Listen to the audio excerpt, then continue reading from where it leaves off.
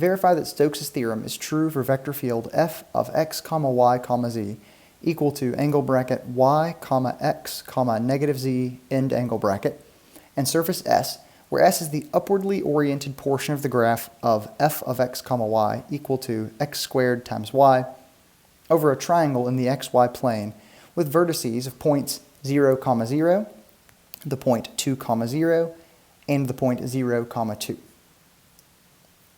Stokes' theorem says that the line integral over the curve C of f times dr is equal to the double integral over the surface S of the curl of f dotted with ds.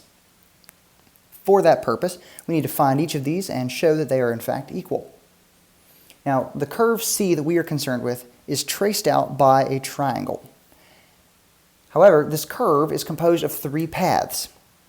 I'm going to call these C sub 1, that's the path from the point 0, 0 to the point 2, 0. C sub 2, which is the path from the point 2, 0 to the point 0, 2. And to complete this, we have C sub 3, which is the path from 0, 2 to the point 0, 0. Going to have to parameterize each of these, and then, as we know, we'll sum those to find the complete line integral for this curve C. So, the parameterization for C sub 1 would be r of t is equal to open angle bracket t, 0, end angle bracket with 0 less than or equal to t less than or equal to 2. Curve C sub 2 have a parameterization of r of t equals open angle bracket 2 minus t, t, end angle bracket with 0 less than or equal to t less than or equal to 2. And C sub 3 will have a parameterization of r of t equal to angle bracket 0, 2 minus t, end angle bracket with 0 less than or equal to t less than or equal to 2. Convince yourself for a moment that these in fact do trace out this triangle and they do have the correct beginning and ending points. Now, let's go ahead and find the integral of over the curve C sub 1 of f dotted with dr. This is equal to the integral from 0 to 2 of open angle bracket t, 2 minus t, end angle bracket, dotted with angle bracket, oh, actually that's for the wrong curve. Sorry, the integral over the curve C sub 1 of f dotted with dr is equal to the integral from 0 to 2 of open angle bracket 0, t, end angle bracket, dotted with angle bracket 1, 0, end angle bracket with respect to t. Now with this dot product, this becomes the integral from 0 to 2 with respect to t of the function 0, which is going to be equal to 0.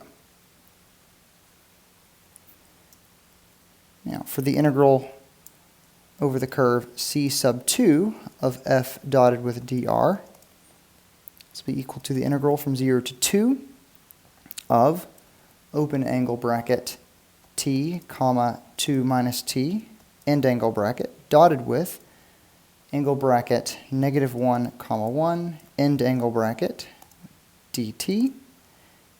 Finding this dot product, this becomes the integral from 0 to 2 of the function 2 minus 2t dt.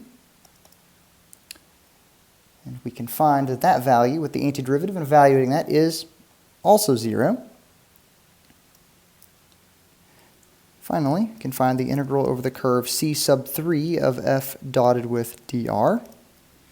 This will be equal to integral from 0 to 2 with respect to t of open angle bracket 2 minus t, 0, end angle bracket, dotted with angle bracket 0, negative 1, end angle bracket.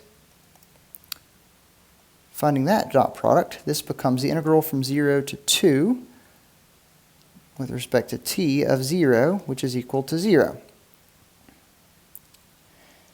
from this, we can say the integral over the curve C of f dotted with dr is equal to 0 because we sum those three terms.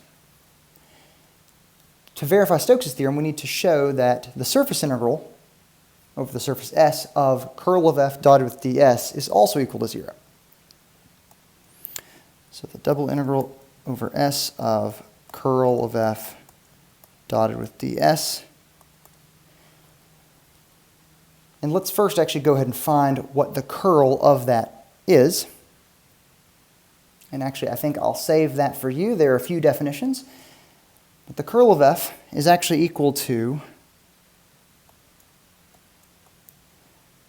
angle bracket 0, comma 0, comma 0, end angle bracket. So that our integral is the double integral over the surface S of angle bracket 0, comma 0, comma 0, end angle bracket dotted with ds, which no matter what that parameterization is, this will be equal to 0. So in fact, Stokes' theorem is true for this vector field and surface.